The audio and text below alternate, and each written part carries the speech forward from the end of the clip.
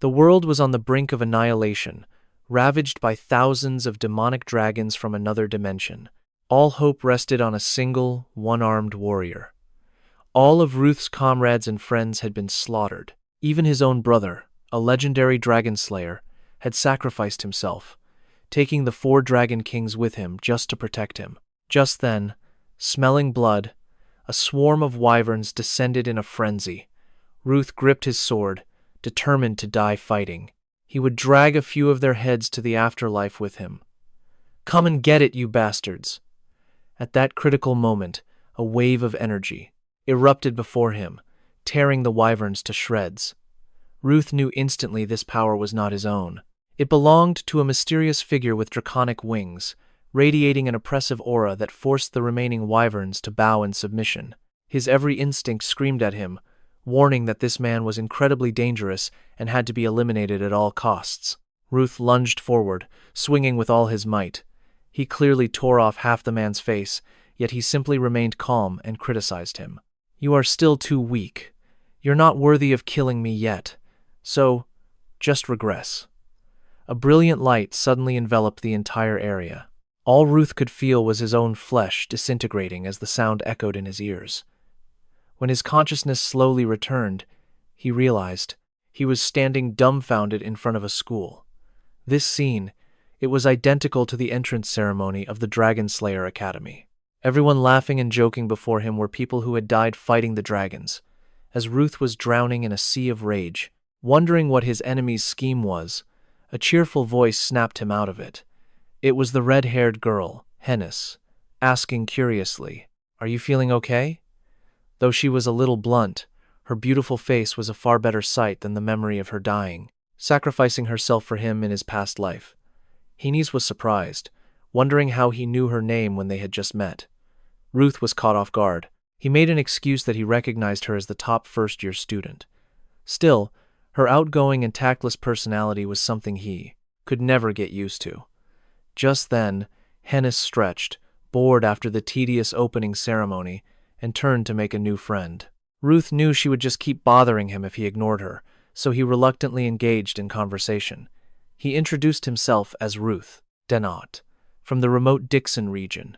It was the first time she had ever heard of that obscure land, but even so, she offered a little praise that someone of his humble background was accepted into the Dragon Slayer Academy. Before she could finish, the tactless girl remembered her mother's advice to watch her mouth. She quickly changed the subject, boasting that she was applying to the Crimson Flame Guild, the #1 ranked guild.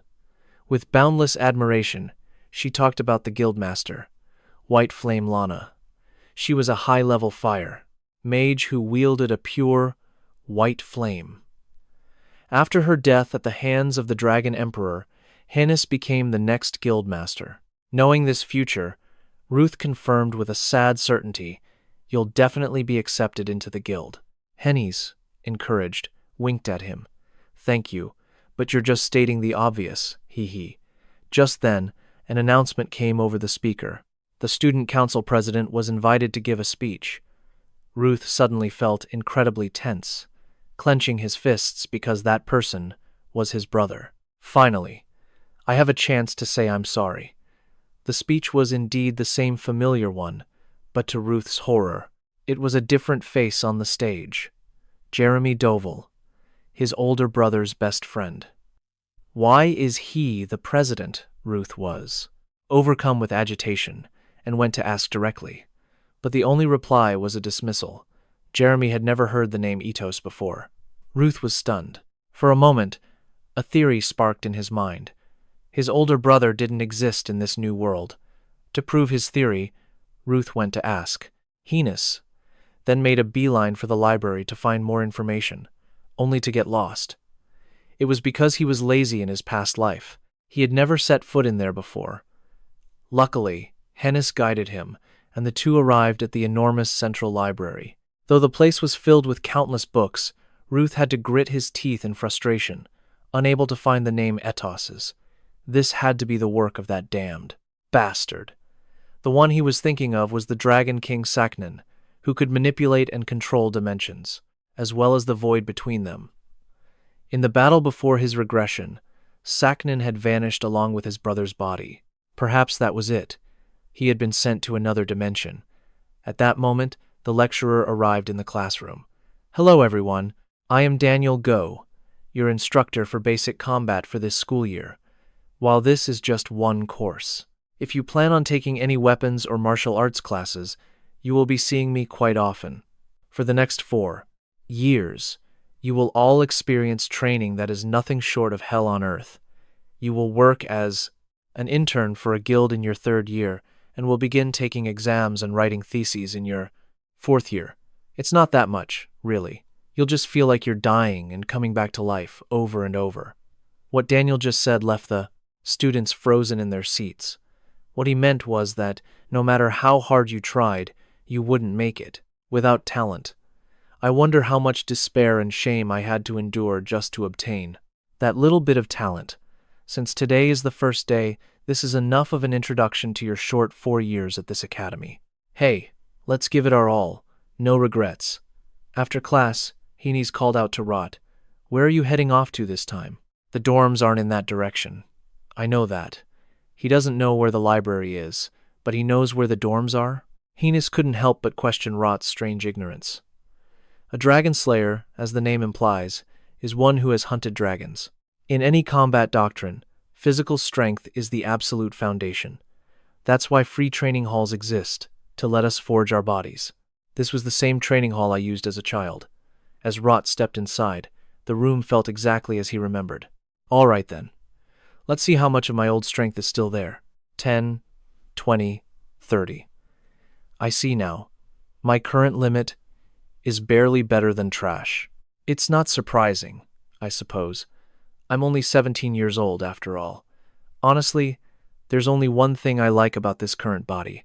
Rot knew he had to reclaim a fraction of his former power, and fast. It was the only way to find his brother and complete his original mission. Just then, a figure appeared in the doorway. A familiar shadow. It can't be. I never thought I'd run into him so soon. Like Hennis, he was a comrade from my past life. Bal Stos. That name brought only one image to mind. A pure, close-quarters combatant. A master of raw physical devastation. The very man who would one day earn the title of Fist King. As the realization dawned on him, Rot's mind reeled with confusion. But I never met him here in my past life. After a moment, Rot decided to just pretend he hadn't seen Bal. Just ignore him. No need to complicate things. However, in the very next instant, Rot bitterly regretted that decision. Rot picked up a dumbbell. Bal did the same. Rot performed a lunge. Bal copied him perfectly. Even with the bench press, whatever Rot did, Bal would instantly mirror right beside him, his intense gaze never leaving for a second. A moment later, Rot finally exploded, roaring. "Damn it! Are you trying to pick a fight or something?" Bal just looked bewildered by the outburst, slowly lowering his weights. "Why would you think that? I'm just training." Rot's blood boiled even hotter. "If you're training, then train. Why the hell are you staring at me? And why are your weights heavier than mine?" Bal immediately stopped, taking a moment to seriously process Rot's furious words. "Your movements and your posture. They're too perfect. I wanted to imitate them." The answer left Rot completely stunned. The corner of his mouth twitched uncontrollably. What? Bal explained again in a calm, measured tone. "Your lifting form. The way your muscles contract. It's all beautiful."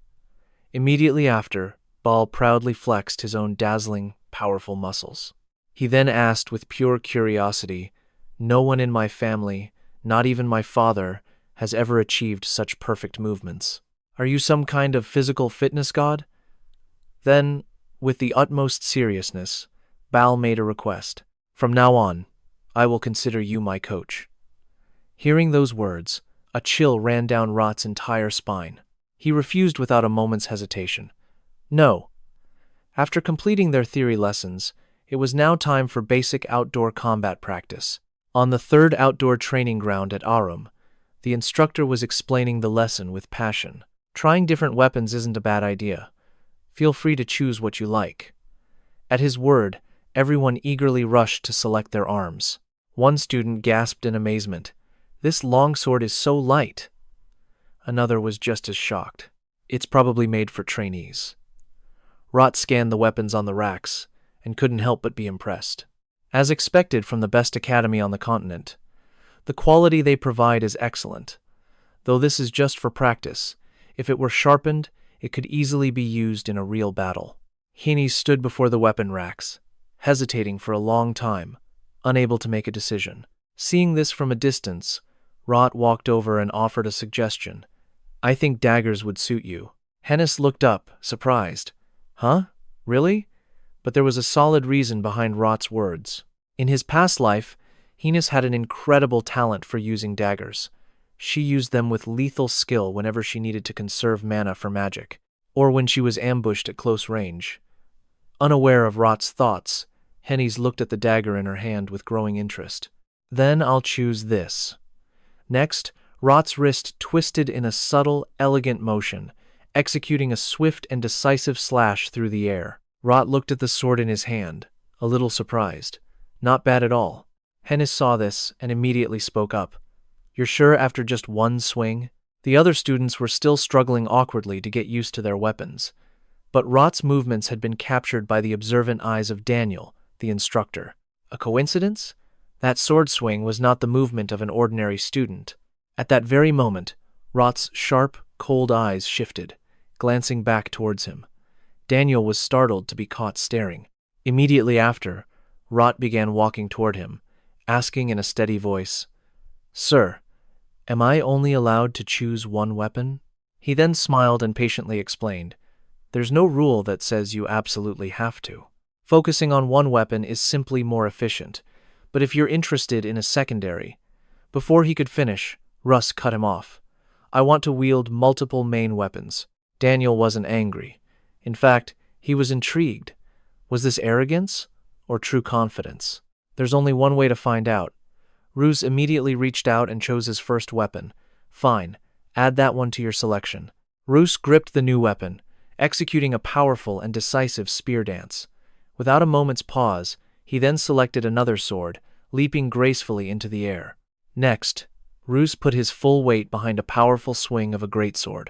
After a meticulous selection process, Ruth finally spoke. I'll take these three. The declaration left Daniel utterly stunned, baffled, and completely floored. A genius? No, this was something else. Carefully recalling every single one of Ruth's movements, Daniel felt a profound shock. Beyond the elegance and precision, I can see the sheer diligence ingrained in every one of his techniques. Daniel couldn't help himself. He rushed over to Ruth and asked, What did you do before enrolling here? With an ice-cold expression, Ruth slowly answered, I was a mercenary. I made a living on the battlefield. I lost my family during a dragon attack. Before Daniel could even process the first shock, another one hit him. Is that so? I apologize for asking such a sensitive question. Ruth, however, showed no reaction. It's fine. It all happened a long time ago. But inside, he was thinking, that should be enough to get his attention. Hennis, who had been watching, leaned in curiously. You're pretty incredible, you know? Ruth replied with a calm, steady voice, naturally. Hennis couldn't help but tease him. How arrogant. A moment later, she asked again, this time with genuine concern. By the way, what you told the professor about your family, are your parents really gone? The second the words left her mouth, Hennis felt a wave of anxiety, her hand unconsciously tightening its grip on her pants. Ruth's voice was flat and steady as he confirmed, Yes, they're both gone. After hearing his answer, Hennis quickly turned away, her own voice faltering. That must have been so difficult. I'm sorry for making you remember. Hennis's sudden words left Ruth completely bewildered. Why is she apologizing? It was a long time ago, so it's really not a big deal. Just as Ruth was thinking this, he heard Hennis's curious voice. Something's happening in Class B. Not far from them, two people were locked in a heated argument. The woman, who appeared to be an instructor, had veins popping on her forehead as she yelled in frustration, You need to choose a weapon! Bach, however, refused with absolute conviction. The close combat warriors of House Stos do not use weapons. Our bodies themselves are our weapons. The instructor looked like she was about to tear her hair out. What is with this kid? The instructor took a deep breath, reining in her anger to explain patiently.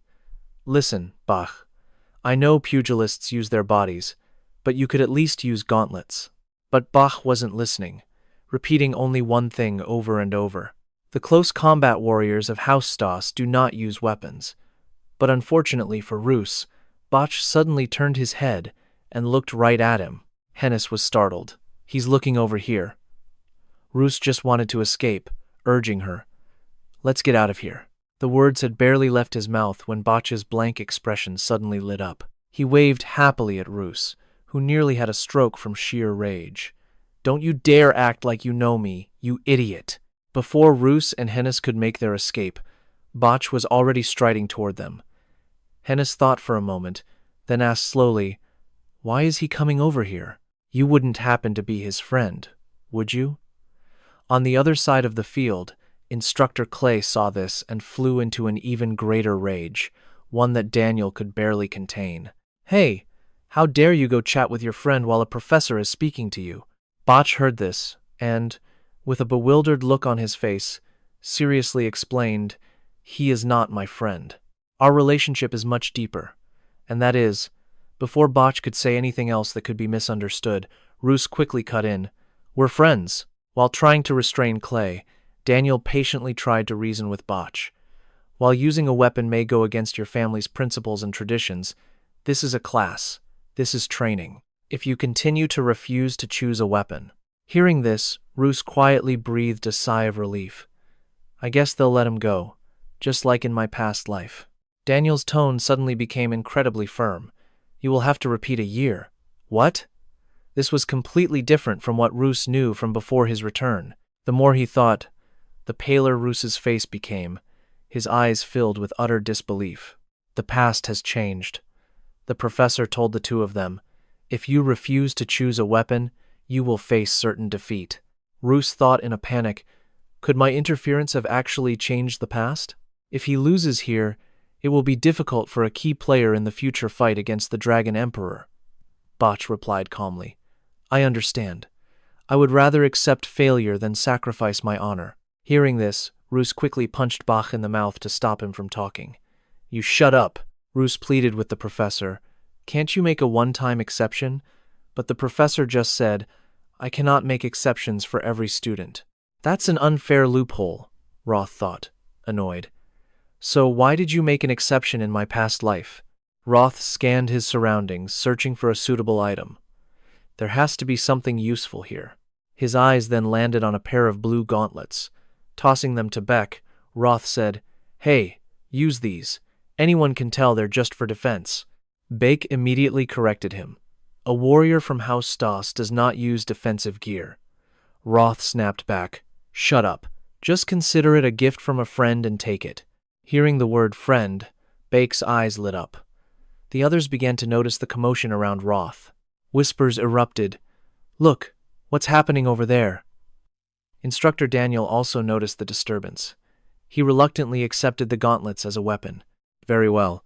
For now, we'll call them gauntlets, with a unique design. Hearing this, Roth let out a quiet sigh of relief.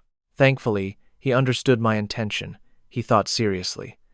But this trick will only work once. I need to be more careful when my actions can alter the future.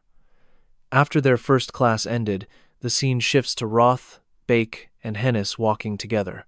Roth mused to himself, I've shown enough to catch their attention and get a letter of recommendation, so I just want to spend the rest of my time preparing for other classes. But his thoughts were cut short by the voices of the other two. Hennis asked Beck, You're an idiot, aren't you?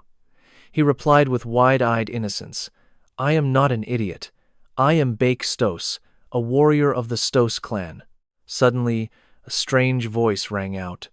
Well, look, it's the show-offs. Beck and Hennis turned at the sound of the taunt. Only Roth remained deep in his own thoughts.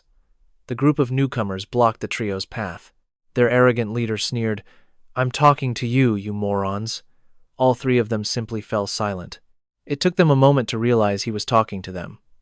Roth asked calmly, Are you talking to me? This only enraged the boy further, Who else would I be talking to? You, and the pig behind you, Bake said cluelessly. I am not a pig. I am a warrior from. Before he could finish, Hennis shouted back at them. Get out of the way, you bastard. Who do you think you are, trying to provoke us? Besides, who are you calling a moron? Roth thought. Asterisk. Didn't she just call Bake an idiot a minute ago? Asterisk. Hennis's outburst made the other group roar with laughter. The leader smirked. Hennis Haulia, I rather enjoyed that little speech of yours. I'm Wilhelm, from Class B. But Hennis just sneered back. And why should I care what your name is, you fool? Her words were a blatant insult. He grit his teeth, snarling as his pride was wounded.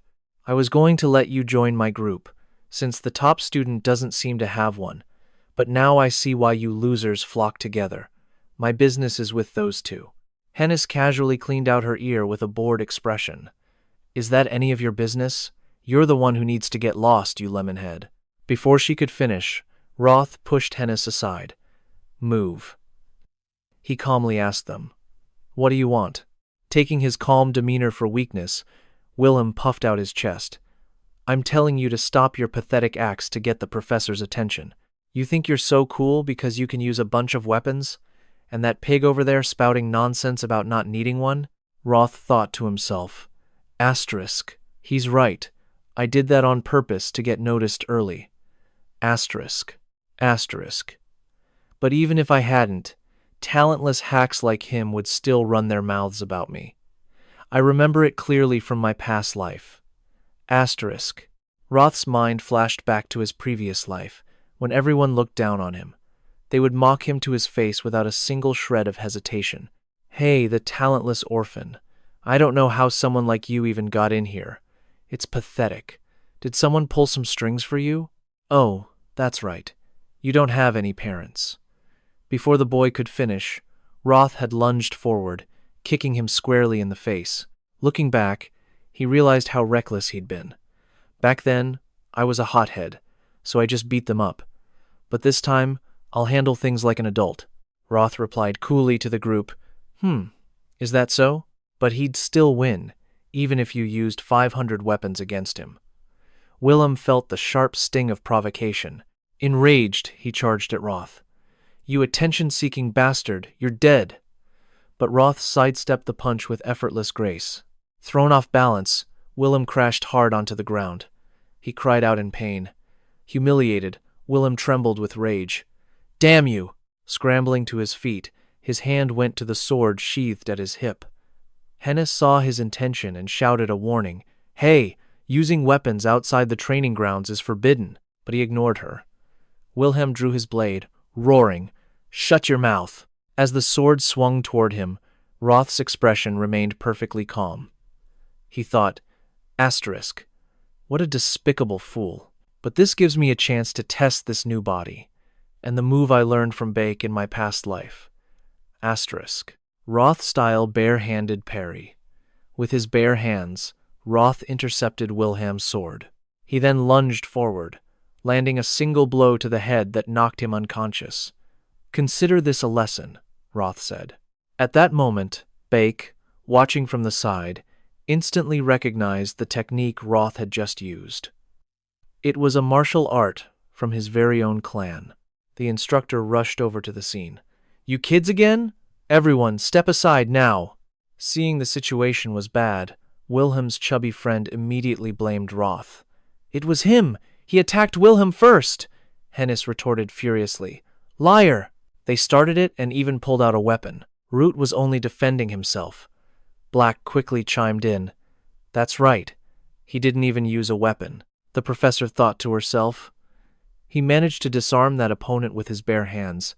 In a situation like that? Could a new student really pull that off without getting hurt? She then gave her orders. You lot, take the unconscious boy to the infirmary. And Root, see me in my office after class. Before leaving, the goons shot him one last glare. This isn't over. Hennis watched them go, then turned to Root.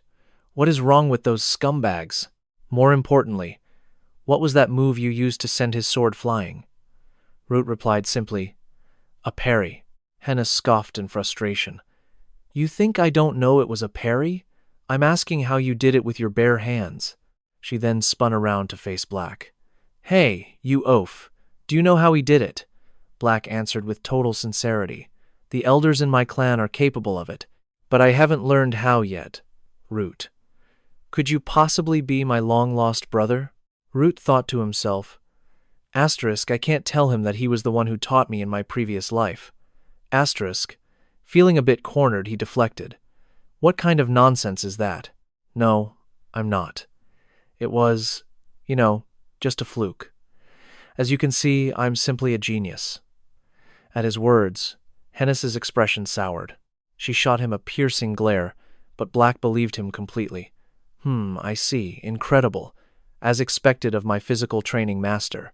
After relaying the whole story, Root turned and headed for the exit, offering a bow. Well then, I'll be taking my leave. Clay didn't try to hold him back. She simply said, Very well, you may go and get some rest. Watching his figure retreat down the hallway, Clay began to pour herself a steaming cup of coffee. She mused, asterisk. He didn't actually do anything wrong, but I wanted to have a proper conversation with him first. Asterisk. Asterisk. He just strikes me as the type who usually lets his fists do the talking. Asterisk. Her mind flashed back to 20 minutes earlier, when Root had first come to see her. Clay had been utterly stunned, frozen for a full 3 seconds when he suddenly knelt down. I am deeply sorry for the trouble I've caused, he'd said. Then, Root began to recount the entire incident. Every word he spoke seemed to carry the weight of his repentance. He insulted my classmate, so I acted, without thinking. But I realize now that I went too far. I should have behaved with more restraint and maturity.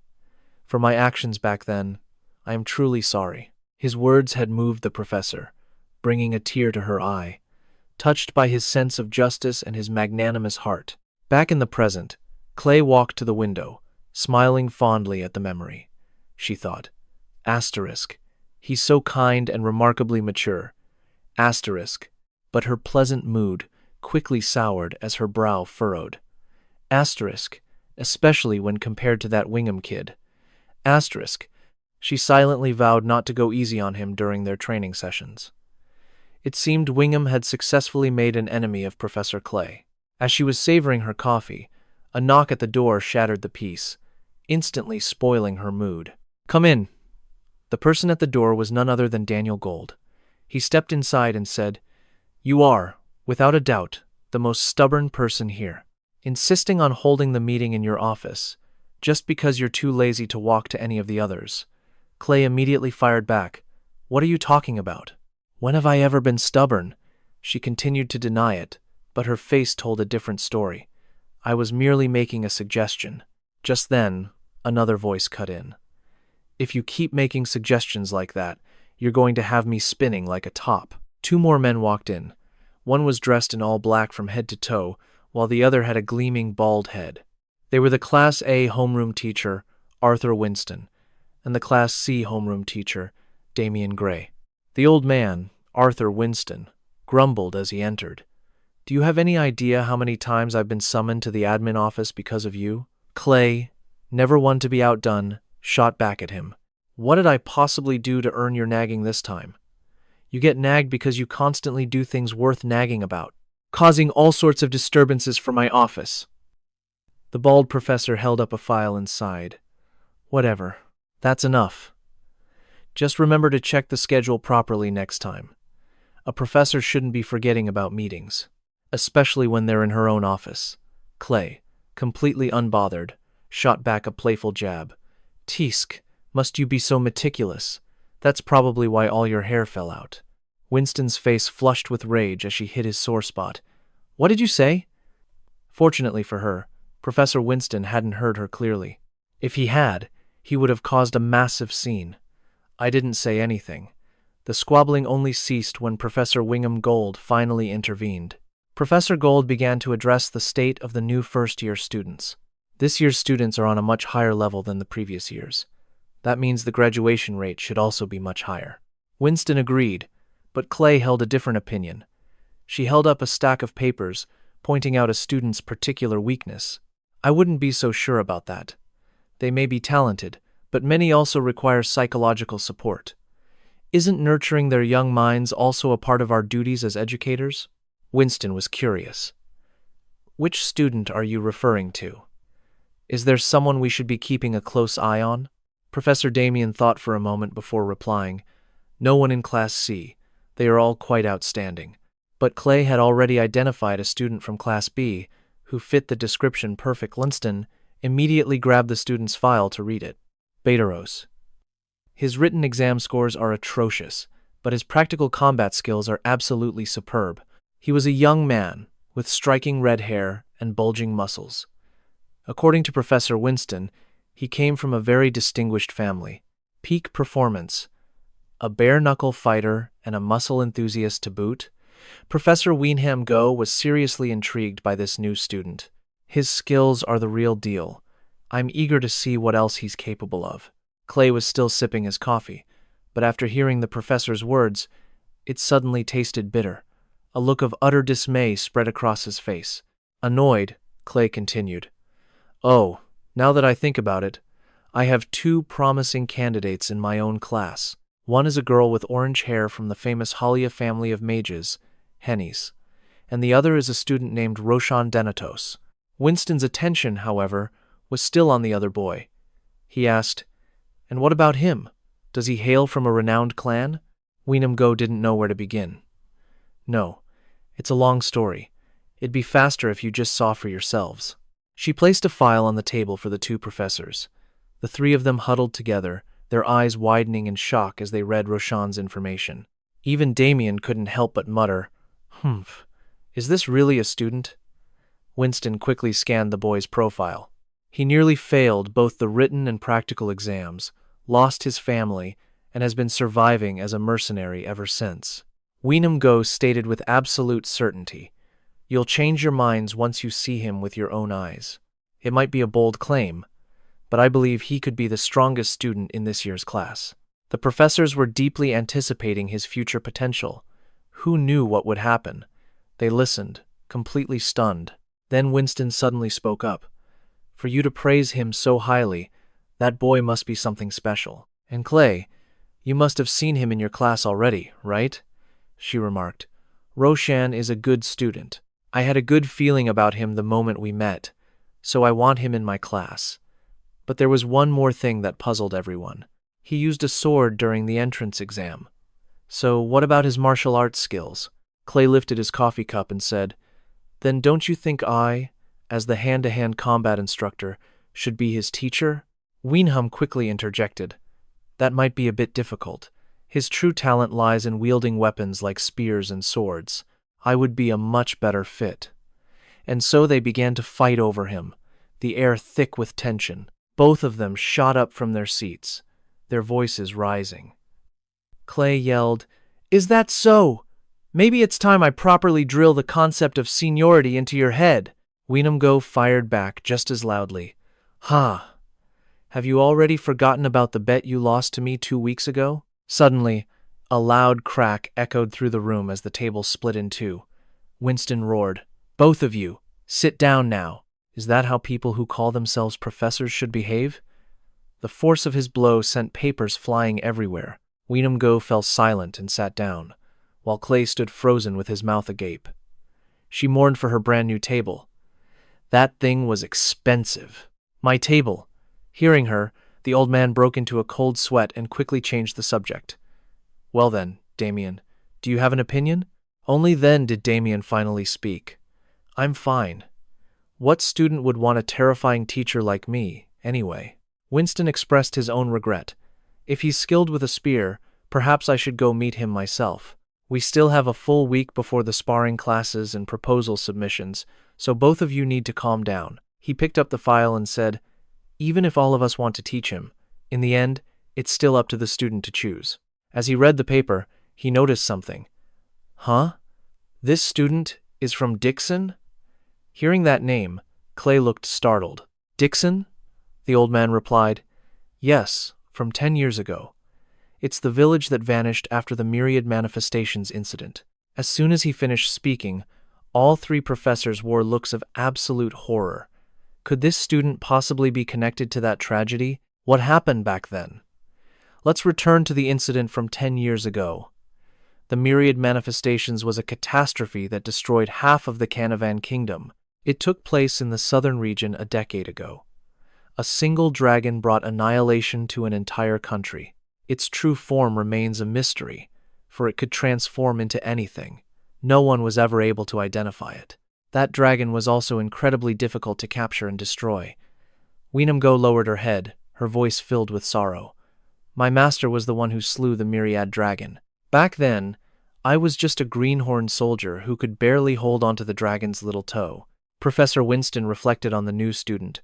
Just to have survived is incredibly impressive. It seems he's another victim of the Myriad manifestations. That entire land was completely leveled. Who would have thought anyone could have survived that? Go was lost in thought, pondering something. Does he want revenge for that incident? Is he harboring such an intense hatred for dragons? He is a genius whose talent far surpasses my own. The bald professor held the papers and said, he was lucky to have survived on his own until now. A talent that even Damien acknowledges, but I'd like to correct something you said.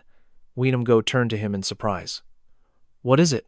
Winston replied, you called Roshan the strongest student this year, but there is still another contender in Class D, a different kind of genius, a monster with snow-white hair and strange golden eyes. 199, 200. Was completely out of breath. Covered in filth, he panted.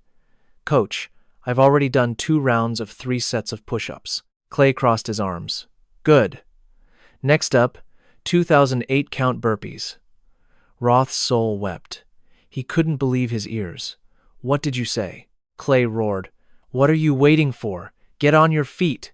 In the weight room, Roth was drenched in sweat, pushing his limits with a fully loaded barbell.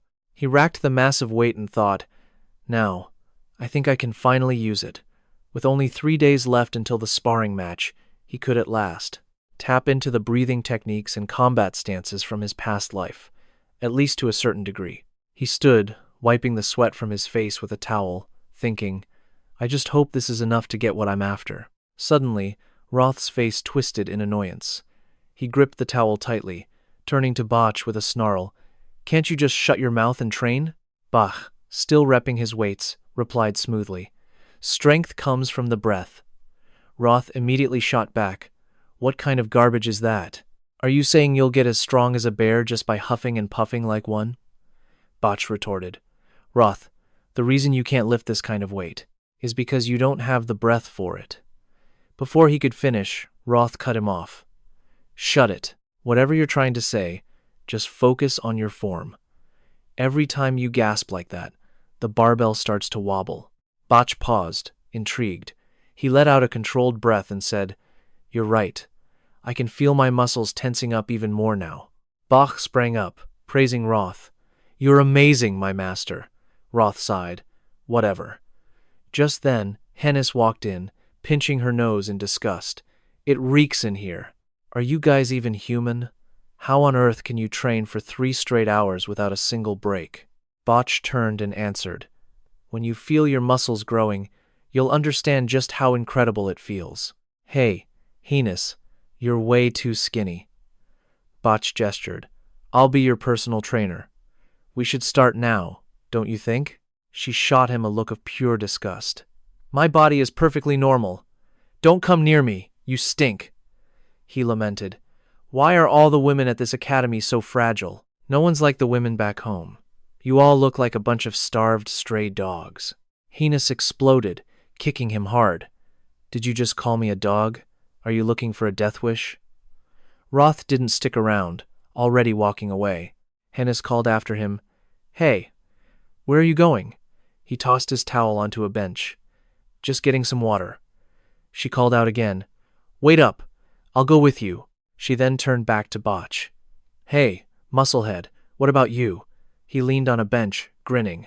I'll lose my gains if I walk. But I'd be eternally grateful if you brought me a protein shake. Hennis turned away. Let's go, Roth. The two of them headed to the water fountain. Someone was already there. Hennis was surprised. It was a girl with a ponytail, her hair as white as snow, and her eyes a brilliant gold. Hearing them approach, she glanced over. Haines looked from the girl to Roth, whose expression had suddenly turned to stone. I thought you'd be stronger, being Aes's little brother, but I guess I was mistaken. Roth lay on the ground, struggling, grinding his teeth as he silently repeated that name in his mind. Lion Cree. That was the girl from before. A genius swordmaster, a sword saint, a knight as powerful as his own brother. One of the strongest dragon slayers, and the first person who ever showed him a wall that was truly insurmountable. He clenched his fist, hissing the words through his teeth. Just you wait. I'll remember this face. And now, he was facing her again. Roth bit his lip, a scowl on his face as he thought, if I hadn't died back then, I never would have even had a chance at revenge. He suddenly spoke to Cree. Move. Hearing him, she frowned. What? Roth repeated, his voice colder. I said, get lost. Are you deaf? Cree silently held up the can in her hand and hurled it at Roth's head. The force was so immense, the aluminum can was already crumpling in midair. Roth dodged it with ease. But in that instant, her image vanished. He was shocked. She disappeared? A flash of instinct screamed a warning in his mind. The moment Roth turned, Cree was already there, delivering a powerful kick. Roth threw up his arm, blocking the brutal attack. Cree herself looked slightly surprised. He blocked it? In that case. She pulled her leg back and launched herself again. Try blocking this. A foot aimed directly for Roth's head. He swayed, dodging the blow. Cree landed gracefully. Again? Haines screamed from the side. Hey! What do you two think you're doing? Cree stared at Roth. I thought you were just some idiot. But you dodged my attacks twice. She challenged him first. Are you trying to pick a fight with me? Because I was recommended for admission to the academy? Roth flared up. What the hell are you talking about? You're in our way. Cree froze. Roth pushed past her. I'm dying of thirst and you're just standing there blocking the path. Cree watched as he irritably filled his water bottle. She hesitated before saying, It was a misunderstanding. Roth snapped back. What now? Why are you still hanging around here? Annoyed, Cree asked him. What's your name? Rothos, he answered. She nodded. I'll remember that name. From the corner of his eye, he saw her turn and leave. Whatever. Haines clenched her fists in fury.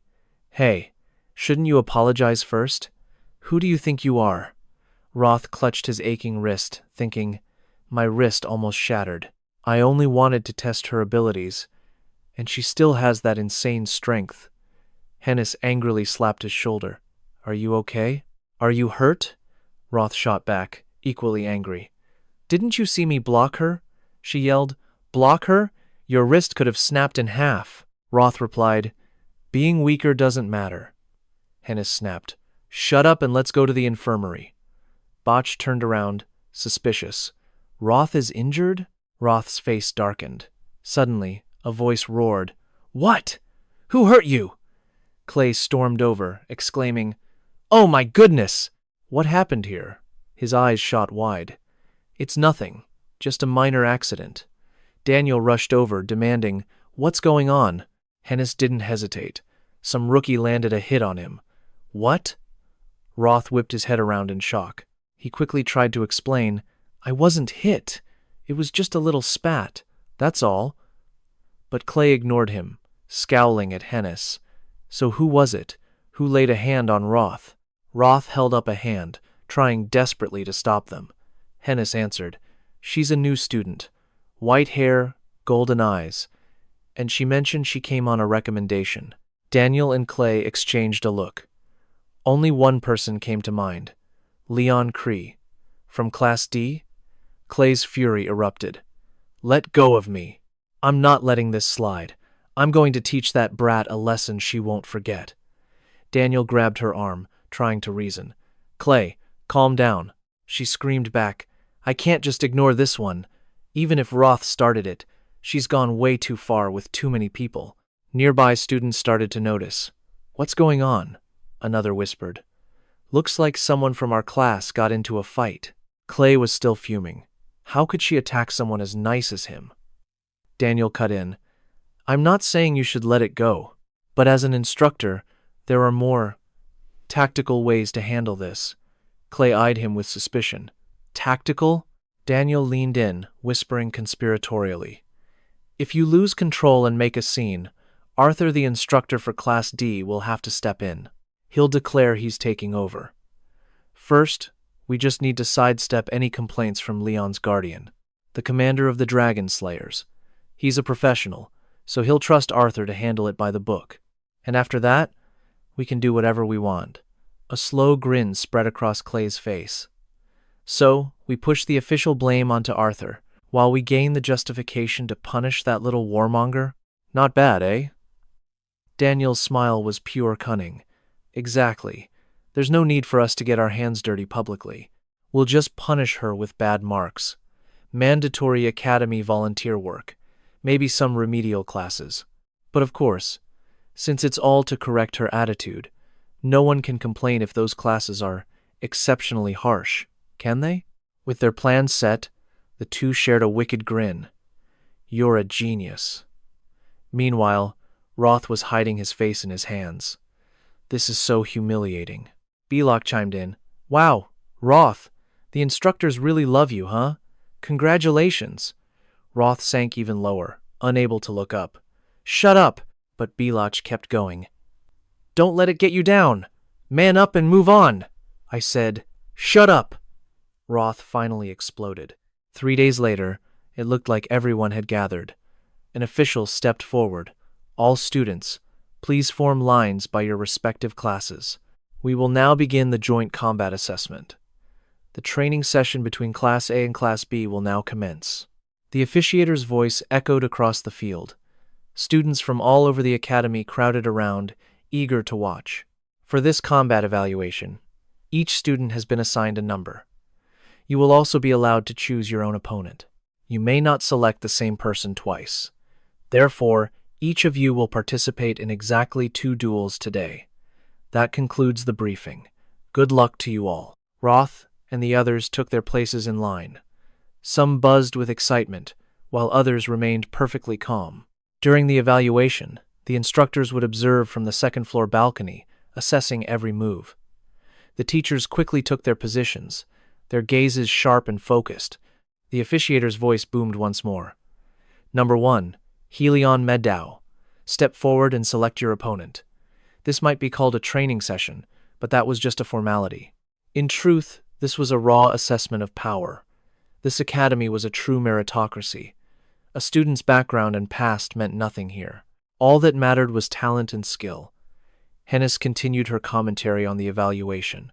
That's one of the reasons Aram is the top academy in the nation. You could say that every single student here is a genius in their own right. Roth heard her, but could only think to himself. Asterisk. No one's ever called me a genius before. Asterisk. Number 8, Hennis Holia. Her name was called out. Even so, she walked forward with a confident smile. The pretenders were always exposed in the face of true talent. Go get him, Hennis! The genius of Ran! Hennis Bar cheered loudly, making Hennis blush bright red.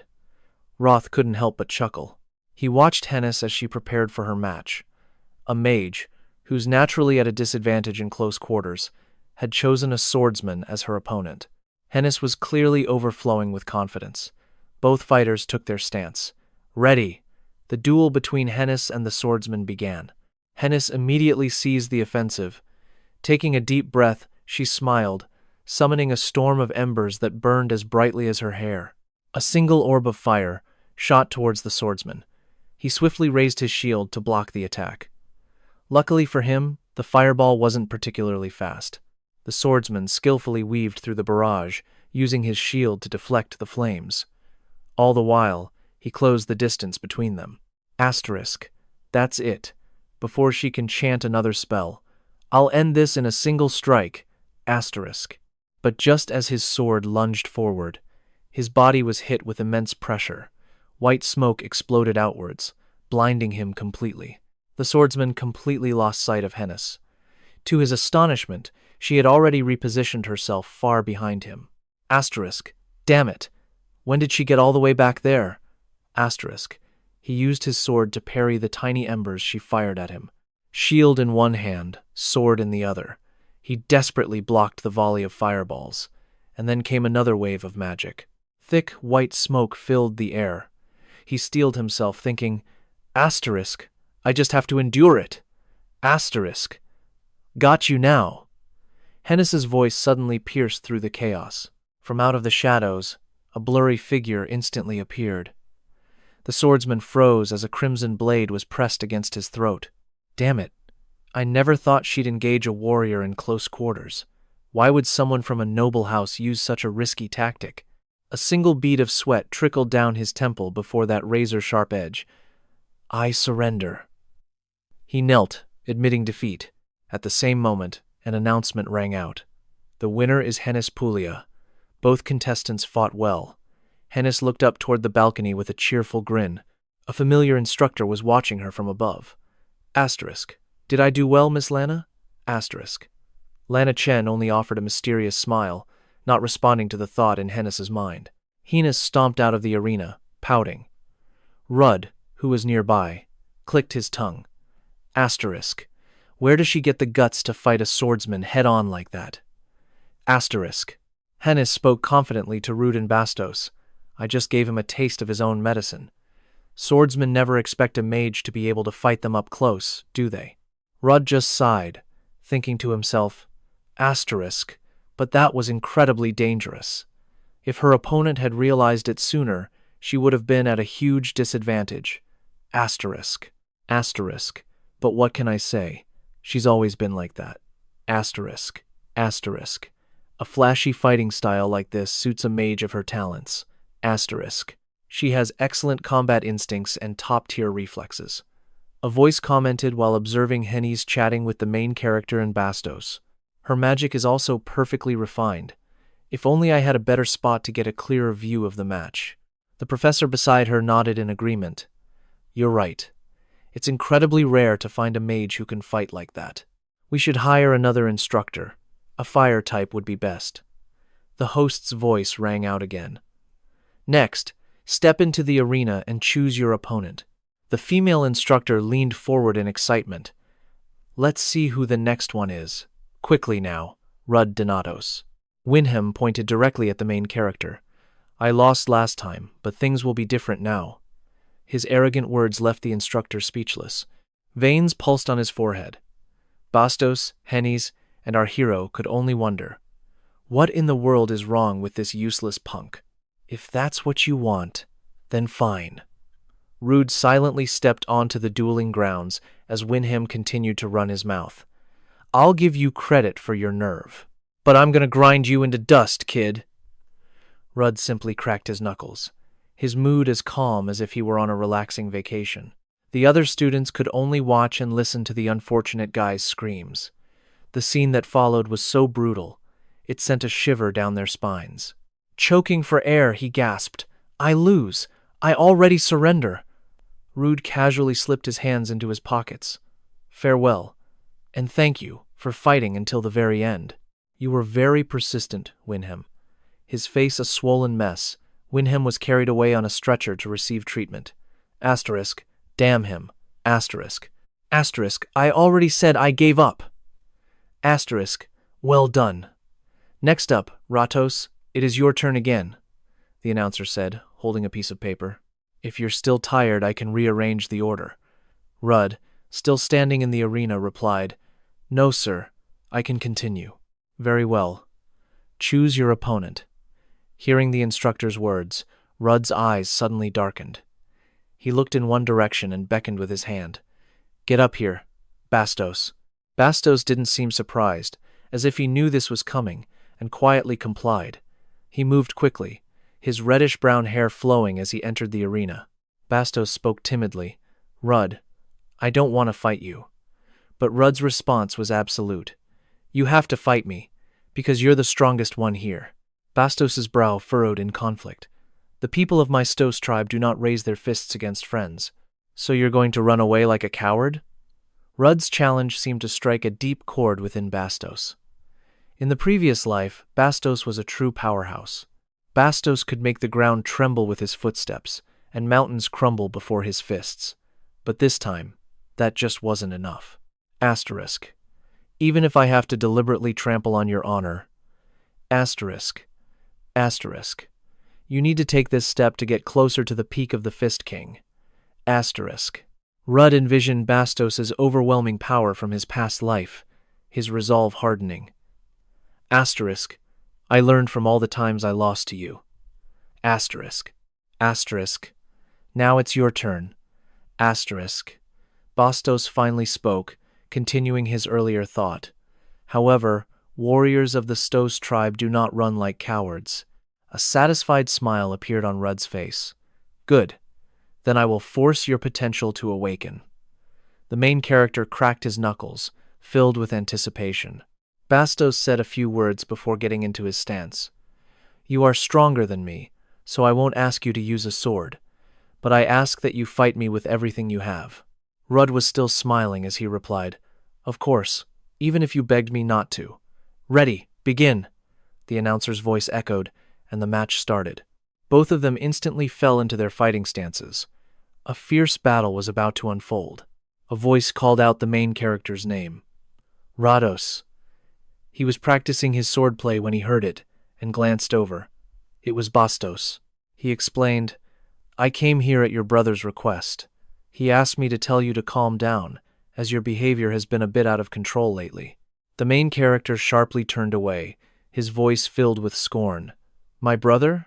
Don't make me laugh. If that bastard wants to start something, tell him to come here himself. Stos replied, That's not really possible. Besides, don't you think your words are a little too harsh? Eris is your family, after all. The moment the words were spoken, a sword was thrown violently to the ground by the main character. He gritted his teeth in anger. Listen here, you damn pig. If you're so tough, then shut your mouth and come at me. He replied, I am not a pig. Are you challenging me? The main character grabbed him by the collar. If you keep sticking your nose in my business, I'll kill you. Stos continued, unfazed. Warriors of the Stos tribe don't run from a fight. You know that, don't you? Hearing that, Rudd's face broke into a crazed grin. Oh, is that so? Then bring it on, you bastard. And just like that, a battle erupted. But it was no use. Overwhelmed, the main character collapsed to the ground, whispering weakly, You damned pig. You're pretty strong. Zestos picked up his sword and replied with cold courtesy. As are you, Rothanastos. Hearing that, rage flared in his eyes. Are you mocking me? Zestos handed him the sword, his voice dead serious. I am being sincere, even though I am the stronger one. As those words fell, the main character was pulled into a memory. He saw himself facing off against Zestos. He recalled thinking, after getting pulverized by Leon and this monster, he finally realized he wasn't talented at all. Zestos appeared, cloaked in a terrifying red and black aura. He stomped the ground, launching himself toward Rothan. Both fighters threw a punch straight for the other's face. Against all odds, Rothan's fist connected squarely with Zestos's jaw. Zestos's eyes widened in shock. He instantly retaliated, driving a knee upward, only to be blocked by Rothan's elbow. The fierce exchange exploded. This time, Rothan landed a clean elbow strike, but in the next moment, Zestos seized him by the shoulder. Rothan immediately unleashed a counter, but Zestos used some unknown technique, forcing him to leap back to evade. The two paused, facing each other down. Zestos exclaimed, You dodged it this time. Rothan shot back. That was obviously just a feint. I'm not crazy enough to let you catch me. Then he gritted his teeth, thinking, This bastard's body is insane. In the main character's eyes, his opponent was a man of terrifying credibility. He's taken quite a few hits from me, he said, but there isn't a single scratch on him. The main character's mind drifted again. This time, to images of the Zestos clan training under the harshest conditions. It was rumored that the soul of a warrior who fought with physical power resided in their very muscles. Zestos was a family of martial masters from the north, and every single member was a battle-crazed muscle fanatic. Their muscles, honed over generations, had fused with mana, creating a dense armor harder than any steel. Would it be wrong to say his body had become both the ultimate shield and the sharpest spear? Ordinary attacks would have no effect. In that case, Rothan seemed to have found a solution. The new approach shocked Zestos, who thought, he's so fast, his attacks. He's not just faster than before, his attack patterns are harder to read, cunning as a serpent. It was becoming harder and harder to keep up, but even the hits he landed did no real damage. Zestos glanced down, a realization dawning on him. His fighting spirit began to boil over. He tensed every fiber of his being, thinking, however, there's no way he can ever pierce the armor of the Zestos clan. He chose to endure the main character's next barrage.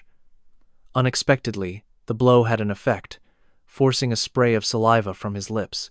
He thought, this is how it should be. Seeing his success, the main character spoke with a dangerous confidence.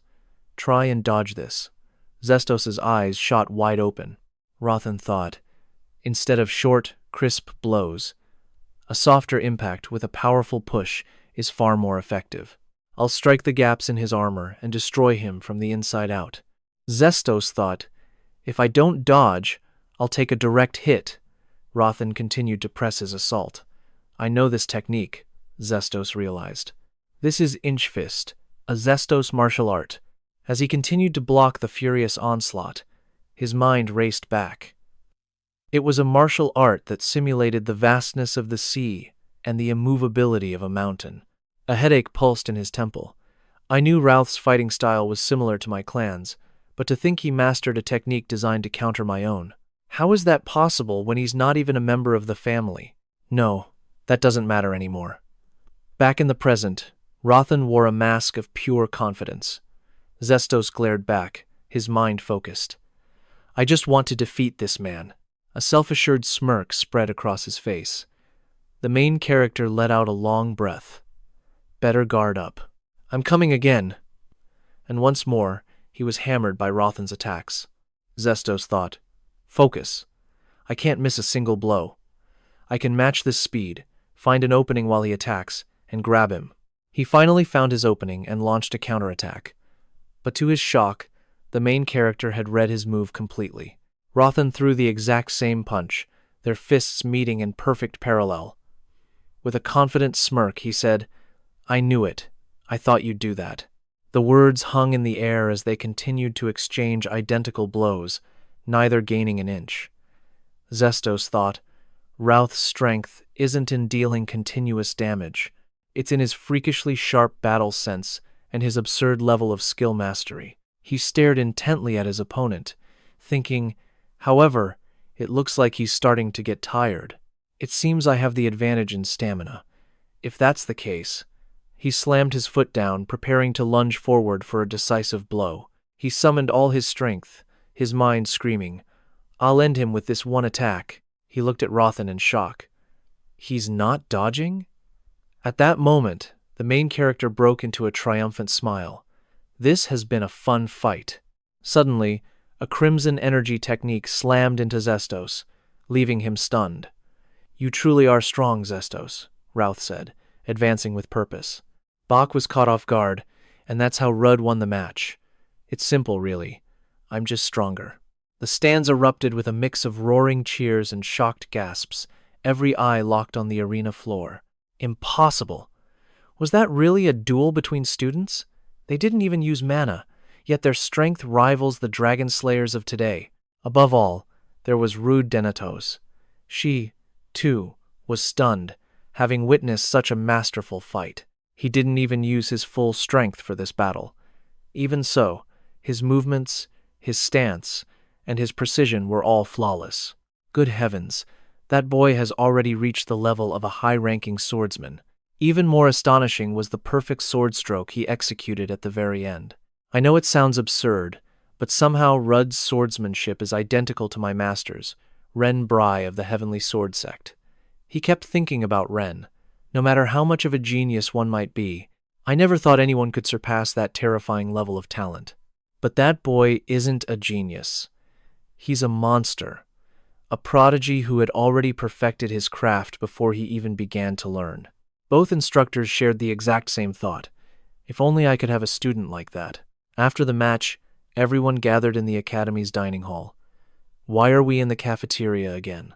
Heinous grumbled angrily, constantly nagging. Can't we just eat out? For today at least? But Bach claimed restaurant food lacked protein, while Rudd simply replied with 3 blunt words, I am poor. Ch! You boring idiots. The food here is great, you know. Why should we go spend money when the food here is free? Is money just paper to you? But in Hennis's mind, money really was just paper. Rudd realized his words were completely lost on her. Right. That girl comes from some ridiculously wealthy family. He glanced over at Bach, sizing him up. Come to think of it, isn't this guy from a rich family too?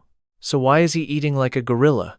Bach was devouring his food, looking nothing like a highborn son. He stuffed his mouth until his cheeks puffed out like a frog's, a sight that was both hilarious and bizarre. Damn it, am I the only poor one here? So poor I have to risk my own life just to earn a living. The more Rudd thought about it, the more furious he became, gnawing on his food as if it were his mortal enemy. That's why I'm saying this big sister can treat you every now and then. I'm sure Bach can take care of himself. You're the only one we need to worry about. Rudd seethed with jealousy over their privileged backgrounds. I don't need that kind of pity from you filthy rich kids. What's with that attitude? Did you catch something from the gorilla sitting next to you? As the 3 of them bickered, a voice cut through the cafeteria's noise. Found him. That's the student from before. Look. Ah, so that's the student you were talking about. It was the guild masters of Chaser and Moon Shadow. Greetings, underclassmen. That was a truly impressive match. I'm Roderick Ridd, master of the Chaser Guild. And this is Abel of Moon Shadow. Rudd's mind raced. He'd never met them in his previous life. By the time he became a dragon slayer, they had already fallen in the war against the 7 dragons. Roderick seemed quite cheerful, a stark contrast to Abel's cold, imposing face. This guy here is Abel. Why? As you can see, he's a little shy. I am not shy. Haha, just kidding. The 2 at the table offered their own greetings. I'm Hennis Hollia. I'm Bach Stos. It's an honor to meet you. Ha ha, that's right. You 2 were amazing as well. How rude. Hey, are you insane? This chaotic trio was never short on drama. If you don't mind my asking, what are you 2 doing in the student cafeteria? Roderick smiled warmly. We're actually alumni of this academy. We suddenly got nostalgic for the old days, so we decided to stop by. In that case, is it possible Lady Liana is here as well? Liana-senpai left right after the swordsmanship class ended. She said there was no need to stay any longer. Hennis's face fell, heartbroken that she'd missed her idol. Don't be so disappointed. She'll visit Arium again soon enough. By the way, Rudd, Abel here was singing your praises. He said you're exactly the kind of person he desperately needs in his guild. Unwilling to waste time, Abel got straight to the point. You're Rudd Donatos, correct? Do you have any idea who I am? You're the 4th-ranked dragon slayer, and the guild master of the number 2 guild, Moon Shadow. So you've done your homework. But remember, we're ranked 2nd because of a data processing issue, not because we're weaker than the top guild. All right, let's get straight to business. I watched your match. It was quite impressive. Seeing no way out of this, Rudd decided to just play the part of a genius. Well, I am pretty good. I like that confidence. And because of it, I'd like to make you an offer. How would you like to join Moon Shadow as soon as you graduate? The shocking proposal made Hennis jump in her seat. That's a great offer, but isn't this kind of recruiting forbidden? Why would you go to such lengths? When you're trying to secure exceptional talent, people don't usually follow the rules. You are a prodigy with immense potential. Someone like you deserves a grand stage to truly shine. And I assure you, Lunar Shadow can provide the perfect stage for your talents. Without a second thought, Roth immediately declined. My apologies, but I haven't chosen a guild yet. Having a powerhouse like Lunar Shadow backing me is certainly a sweet deal. However, joining a guild where I can't act freely is not an option for me. Instead, I'd like to propose a deal. A deal? Roth wanted him to find his brother, a survivor of the catastrophe 10 years ago. A survivor from the disaster a decade ago? That's a tall order. What's in it for me if I help you? Still showing no interest in joining, Roth answered coolly. A good relationship with me. Expecting anger, Roth was surprised when the man found the idea intriguing. Well, being on good terms with someone who has such a dazzling future isn't a bad idea at all. All right, I hope our good relationship blossoms into something more. I hope so too. With their business concluded, the two departed. Asterisk. Whew, asterisk. That was like dealing with a whirlwind. Are all high rankers that intense? Not sure. In any case, you're pretty confident to turn down an offer from a major guild like that. Looks like you received a rather nice letter yourself. What letter? Come on. I'm talking about the one the professor handed out after class. Oh, right. Because of that sudden, bizarre offer, I completely forgot about the evaluation letter from our first swordsmanship class. The first sparring session evaluation letter. In my past life, my results weren't great, but I just realized I haven't even looked at this one yet. Noticing his hesitation, Enos glanced at Roth and said, "You don't even need to look at it. I'm sure it's filled with praise. Things that would make your family proud." Did she not like me talking about my brother? That's right. She has a sister too. I think she's in a coma. B finally spoke up, asking Roth, "About your brother. What kind of person is he?" He was kind to a foolish degree. Roth recalled the moment he watched his brother pass away. Yeah, my brother was a true fool. Even as the undefeated dragon slayer, he struggled endlessly because of his worthless little brother, suffering right up to the very end. In his past life, Roth had been consumed by jealousy for his brother, always feeling inferior. But now, he openly praised the brother he had once envied for so long. He was also incredibly strong. Someone like me could never compare. If he's that strong, I'm sure he's still alive. Don't worry too much. Yeah, maybe. Wanting to break the somber mood, Enos suggested, "Well, why don't we open our letters?" After the three opened them, Enos volunteered to read hers first. Excellent combat observation. Fierce strategies. Pierces opponent's defenses and uses skills appropriately. Has the potential to become an outstanding battle mage, just as expected. Next was B. My turn. High-level martial arts, powerful stamina, perfect physique, overwhelming strength, and good reflexes. Beautiful musculature. Roth heard the last two words and questioned his own sanity. What was that last part? The professors really pay attention to detail. Professor Clore is amazing. She's so descriptive. What is this nonsense? My muscles are so beautiful, even the professor had to acknowledge them. Seeing Roth hesitate, Enos urged him on. What are you waiting for? Here, let me see. What is this? Inside the letter were the names of numerous professors. Come in. Excuse me. Before Roth stood the professors who had been present at the final match. Ah, you're here. Have a seat. Are you comfortable at the academy? Ah, yes. The professors were suddenly friendlier than usual. Roth, would you like some coffee? Do you want anything to eat? Roth, it's still cold outside. You should wear a warmer coat. Did you all call me here to choose an advisor? Roth's words seemed to hit the mark, as they all went silent for a moment. That's right. You must already know the meaning of the signatures in your letter. After the sparring session, new students are assigned to a suitable professor. In some cases, a professor will contact a student directly, and the signature is a symbol of that offer. To be contacted by every professor? That's rare, Roth. It means you possess immense potential. We all respect our students' opinions, so don't worry. We are all experts in our fields. They were all core members of the faculty with legendary resumes. The White Flash Swordsman, Daniel Gold. The Wild Hound, Clore. The Predator, Damian Gray. And the Thunder Lancer, Arthur Winston. They were all incredible teachers, but Professor Daniel Gold, in my past life, he chose me and taught me the way of the sword. I wish to learn swordsmanship from you, sir. Professor Daniel was ecstatic to be chosen by Roth. An excellent decision, Roth. But I have one condition. You must accept me as your direct disciple. Everyone in the room was stunned by Roth's condition. Roth, do you understand what a direct disciple is? From what I understand, the Heavenly Strike has no successor yet, correct? The Heavenly Strike is an ancient sword art, a mana technique created for the sole purpose of killing dragons, a legacy passed down to only one person in each generation. In my previous life, Professor Daniel was the disciple of a legendary swordsman and my brother's master, which means my brother was the next successor. That's correct. But how did you know that?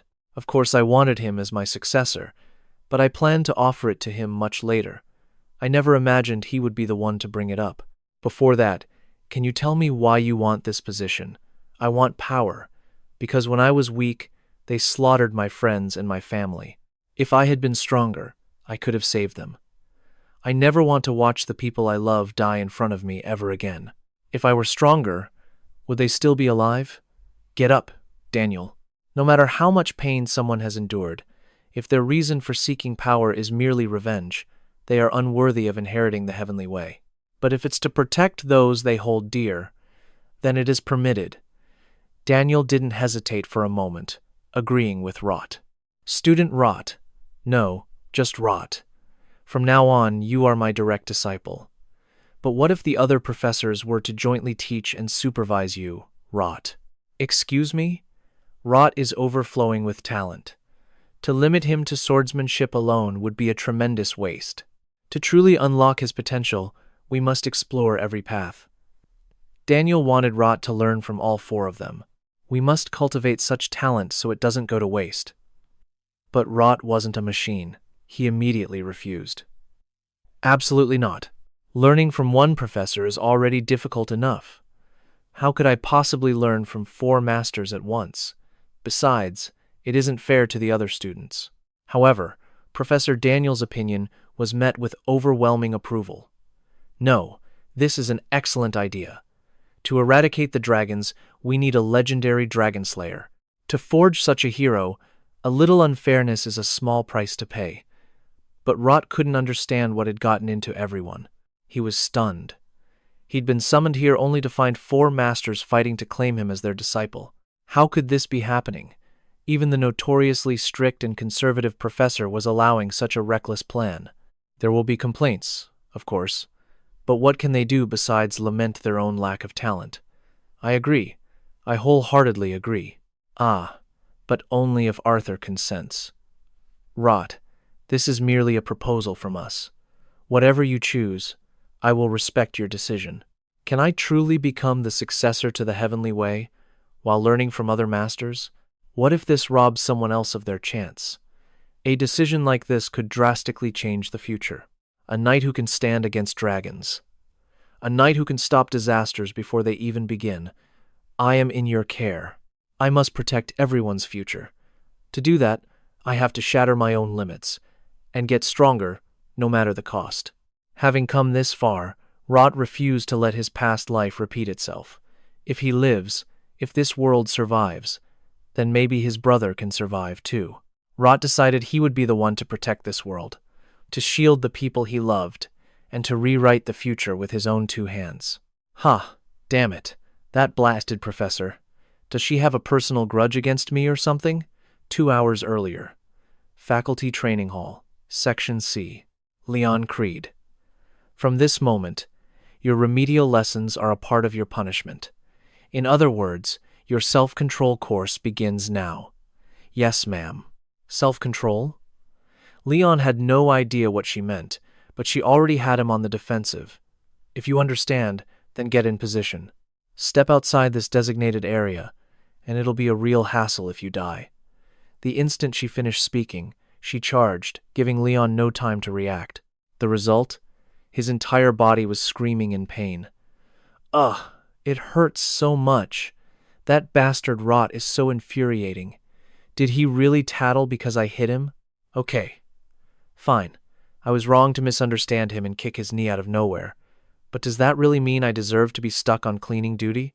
Being used as a punching bag for remedial lessons? And even getting an earful from my mother. Ugh. Did I mess up? Hiding behind a wall, Rot spotted Leon.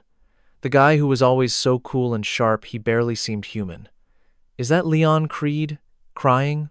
He can actually shed tears? Come to think of it, what happened to the captain of the dragon-slaying team? In his previous life, Leon was just a normal kid, right up until the death of the dragon-slaying team's captain, his adoptive mother. I was just an immature kid back then, too. We weren't close, so he had no reason to lash out at me. Tragedy turned a 17-year-old boy into a monster.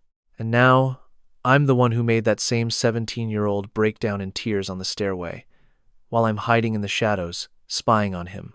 I didn't tattle on him, and I didn't attack first. So why is everyone treating me like the bad guy? Damn it all.